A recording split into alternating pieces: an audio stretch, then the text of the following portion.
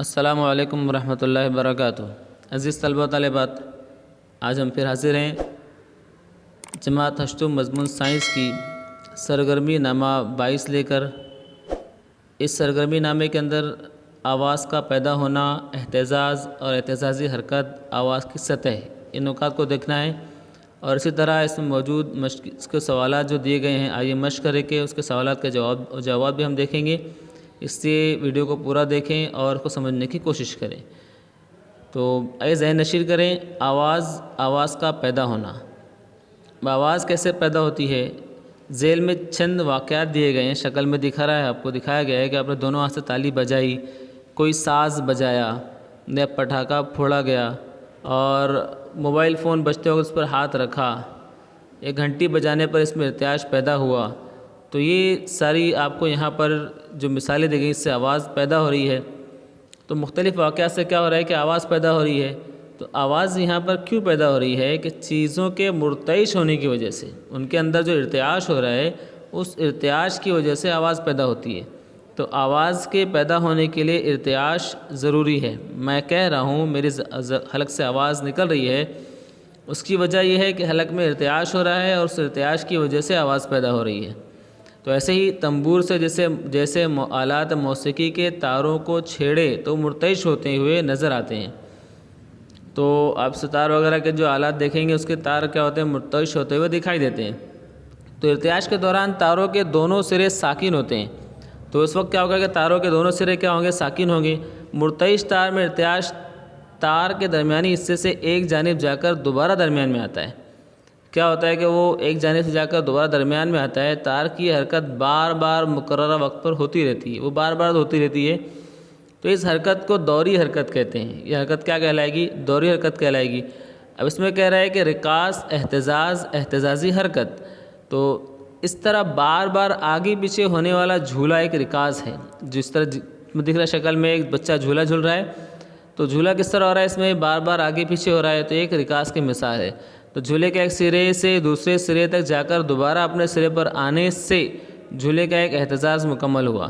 तो पहले क्या था, पहले वो आगे की जानिब था, तो आगे से पीछे गया, पीछे से जाकर दोबारा जब आगे वापस आता है तो इसे हम एक एहतजाज कहेंगे। तो मरकज़ से बार बार आगे पीछे होने वाली रिकास की हरकत को एहतजाजी हरकत कहेंगे। तो ये जो हरकत होगी वो कैसी क्या कहलाएगी, वो ये एहतजाजी हरकत कहलाएगी। रबर बैंड का तार आपने देखा होगा कि उसको आप खींच के रखें और उसको छोड़ें, तो खींचें बाद में उसको बीच में रख के छोड़ें तो आपको इर्तियाश पैदा हुआ दिखाई देगा। तो ये रबर का आपको दिख रहा है शक्ल में कि इसको छोड़े तो इसमें भी इर्तियाश होता हुआ दिखता है। अब तकरीबन निस्फ मीटर लंबी एक मजबूत रस्सी की डोरी लें, एक रस्सी की डोरी लें और इसे एक लोहे या लकड़ी के गेंद से बांधिए। एक गेंद से उसको बांध दें, लोहा या लकड़ी का गेंद, और शक्ल में बताए हुए तरीके इसके मुताबिक उसे एक स्टैंड से इस तरह लटकाइए कि वो हवा में झूलता रहे। जिस तरह से दिखाई दे रहा है शक्ल के अंदर कि इस तरह उसको बांधा गया है कि वो क्या दिख रहा है, हमको हवा में झूलता हुआ दिखाई दे रहा है। ये इस तरह से इसको बांधा गया है, लोहे का या लकड़ी का टुकड़ा गेंद थी, उसको इस तरह से रखा गया है। अब इसमें इस रिकास को शाकोल, पेंडुलम कहते हैं। तो शाकोल या क्या कहेंगे, इसे पेंडुलम कहते हैं। तो शाकोल को एहतजाजी हरकत दीजिए, इसको हरकत देंगे हम एहतजाजी, मतलब उसको ए से उसकी इब्तदाई हालत से बी तक लेके गए, बी या सी तक तय करदा ज़्यादा से ज़्यादा फासले को एहतजाज का अर्ज़ कहते हैं। अब हम लोग ए था तो ए से बी की तरफ ले गए या सी की तरफ ले गए, तो ये जो है जितना ज़्यादा हमने उसको पीछे की जानिब खींचा है वो उसका अर्ज़ कहलाता है। तो शक्ल में ए बी या ए सी, ए बी या ए सी, इसको हम लोग क्या कहेंगे, एहतजाज का अर्ज़ कहेंगे, एहतजाजी अर्ज़ कहेंगे। अब रिकास का वक्फ़ा, एहतजाज और ताद्दुद क्या होता है, तो रिकास को एक दौर पूरा करने के लिए दरकार वक्त रिकास का वक्फ़ा एहतजाज कहलाता है। अब एक दौर पूरा करने के लिए जो वक्त लग रहा है उसे हम उसका वक्फ़ा एहतजाज कहेंगे।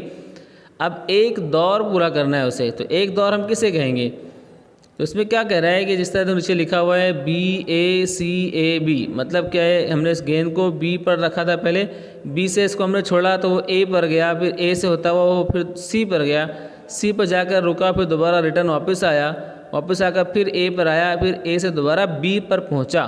तो जब बी से जाकर दोबारा बी पर रिटर्न आ रहा है तो ये रिटर्न आना, वापस आना, इसका एहतजाज कहलाता है। तो हम क्या कहेंगे, इसका वक्फ़ा एहतजाज़ कहेंगे। तो फासला तय करने के दरकार वक्त को रिकाज का वक्फ़ा एहतजाज़ कहते हैं।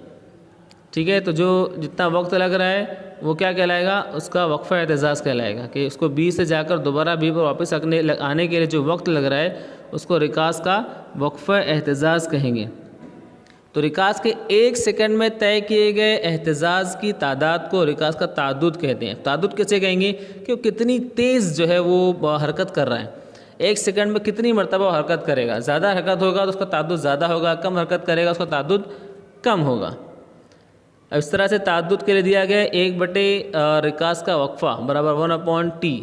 तो 1 सेकंड में होने वाले एहतजाज को तादुद कहते हैं। तादुद को हर्ट्ज़ इकाई में ज़ाहिर किया जाता है। तो उसको हम लोग कैसे ज़ाहिर करते हैं, हर्ट्ज़ में ज़ाहिर करते हैं। HZ इस तरह से उसको लिखा जाता है, H कैपिटल और Z स्मॉल। तो 1 हर्ट्ज़ यानी 1 सेकंड में 1 एहतजाज। 100 हर्ट्ज़ मतलब क्या हो गया कि 1 सेकंड में 100 एहतजाज। ठीक है, तो अब आगे दिया गया आवाज़ की सतह। आवाज़ की सतह यानी अपने कान को महसूस होने वाली आवाज़ की शिद्दत। आपके कान को उसकी शिद्दत कितनी महसूस हो रही है, शिद्दत ज़्यादा है तो उसकी सतह ज़्यादा होगी, शिद्दत कम है तो सतह उसकी कम होगी। तो आवाज़ की शिद्दत आवाज़ के इर्तियाश अर्ज़ के मुरब्बे के तनासुब में होती है। कैसे होती है, जो इर्तियाश अर्ज़ है जहाँ तक उसको खींचा जा रहा है उसके मुरब्बे के तनासुब में होती है। मतलब वो जहाँ तक खींचा जाएगा तो ज़्यादा अगर खींचा गया तो उसकी शिद्दत ज़्यादा होगी। मसलन तूल को दुगना करें तो आवाज़ की शिद्दत 4 गुना इजाफा हो जाएगा। तो तूल को हम दुगना करें मतलब क्या होगा कि जिस तरह से यहाँ से ए से बी तक जो खींचा गया है, ए से बी तक उसको खींचा है, उसको हम लोग और थोड़ा सा लंबा करके जितना फासला ए बी का उससे और पीछे तक उसको हम लोग लेके गए, तो जितना हम उसको बढ़ाएंगे तो वो क्या कहलाएगा, अर्ज़ कहलाएगा। तो जितना अर्ज़ बढ़ेगा उसका मुरब्बा करेंगे तो हमें क्या मिलेगा, उसकी शिद्दत मिलेगी। तो उस तरह से शिद्दत क्या हो जाएगी, बढ़ जाएगी। तो आवाज़ की सतह को डेसिबल इकाई में नापा जाता है। उसको किस में नापते हैं हम लोग, डेसिबल इकाई में नापते हैं। अब यहाँ देखिए एक टेबल दिया गया है, इसमें 4 हर्ट्ज़ से 20 हर्ट्ज़ तक की आवाज़ का इलाका दिया है, ज़ेर सूती आवाज़। इसमें आपको वेल मछली दिखाई गई है। तो ये वेल मछली जो आवाज़ निकालती है वो ज़ेर सूती आवाज़ होती है, 4 हर्ट्ज़ से 20 हर्ट्ज़ तक।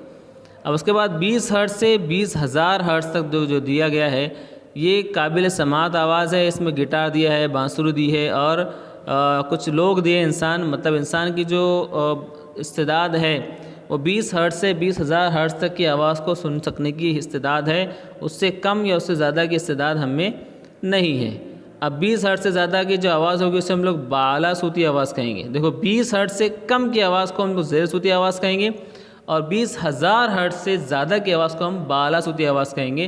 तो बाला सूती आवाज़ के अंदर आप देख रहे हैं बैट चमगादड़ है और इसी तरह शार्क मछली है, ये बाला सूती आवाज़ निकालती है। तो ये इसके ताल्लुक़ से था। अब आगे बाला सूती आवाज़ के इस्तेमालात क्या होते हैं, इसको कहाँ का इस्तेमाल किया जाता है।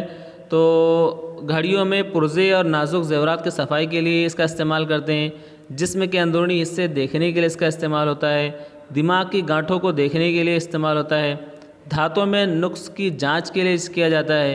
रडार स्कैनिंग में इस्तेमाल होता है। रडार स्कैनिंग में भी इस आवाज़ का, बाला सूती आवाज़ का हम लोग इस्तेमाल करते हैं।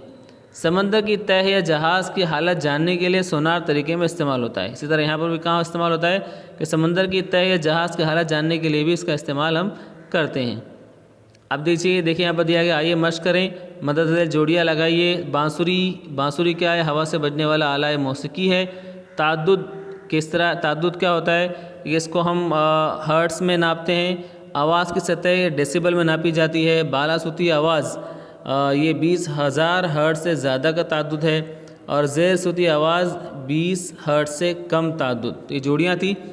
अब सवाल नंबर 2 दिया गया है कि साइंसी वजह बताइए। मच्छर के पंख की हरकत हमें सुनाई देती है लेकिन हमारे हाथों की आवाज़ सुनाई नहीं देती।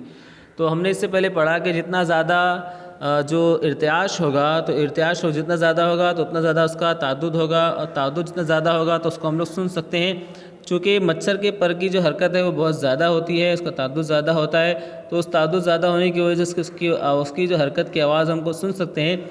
लेकिन हमारे हाथ की हरकत में जो इर्तियाश होता है वो उसका ताद्दुद बहुत कम होता है, इसकी वजह से हमको उसकी ये आवाज़ सुनाई नहीं देती। अब इसमें दिया गया है सरगर्मी नंबर 1, एक 30 मीटर लंबाई की पैमाइशी पट्टी लीजिए। एक पट्टी आपके पास में रहती है वो लीजिए और शक्ल में दिखाए गए तरीके के मुताबिक उसको टेबल पर रखिए, उसको जो नीचे की जानिब दबाकर उसको छोड़िए, तो आपको क्या एहसास होगा। तो आप पैमाशी पट्टी दबाने पर क्या होगा कि वो दबाने पर दब जाएगी, और जब उसको छोड़ेंगे तो वो क्या होगा कि वो मुर्तइश होगी, ऊपर नीचे हरकत करेगी। तो ये कौन सी किस्म की हरकत है, तो इसको हम लोग बोलेंगे एहतजाजी हरकत है। तो आपने इस अमल से मज़ीद क्या सीखा, तो उससे हमको समझ में आता है कि उस पर दबाव डालने के बाद में इस पर एहतजाजी हरकत इसमें पैदा हो रही है। अब इस तरह सवाल नंबर 4 दिया गया है, 4 1 लंबाई के बीकर लीजिए, इसमें पानी भरिए और उसकी सतह मुख्तलिफ रखिए। तमाम बीकरों के साथ तरतीब दीजिए कि कम से ज़्यादा की तरतीब तैयार हो, मतलब किसी में कम पानी जो है वो पहले पे ज़्यादा वाला, दूसरे नंबर पर सबसे ज़्यादा वाला उसके आगे। बीकर के ऊपरी सतह पर स्टील के चम्मचे से आहिस्ता आहिस्ता ज़रब दीजिए। आप जब स्टील के चमचे से उसको टच करोगे, तीनों चारों गिलास पर टच करोगे, तो आपकी आवाज़ की तरफ तवज्जो दो, तो आपको हर बीकर में आवाज़ मुख्तलिफ सुनाई देगी। तो ऐसा क्यों होता है, तो उसकी वजह ये होती है कि सतह मुख्तलिफ होने की वजह से जब हम उस पर चम्मच से हरकत देते हैं, तो चम्मच से हरकत देने की वजह से कम पानी हो तो उसमें इर्तियाज ज़्यादा हो जाता है, ज़्यादा पानी हो तो इर्तियाज कम होता है। तो इर्तियाज के कम ज़्यादा होने की वजह से हमको आवाज़ मुख्तलिफ सुनाई देती है। तो इसका यह था जवाब। इंशाल्लाह फिर हमारी मुलाकात होगी अगली सरगर्मी के साथ, इसलिए जो भी आपकी राय है उसको हमको ज़रूर दें। अस्सलामु अलैकुम वरहमतुल्लाहि वबरकातुहू।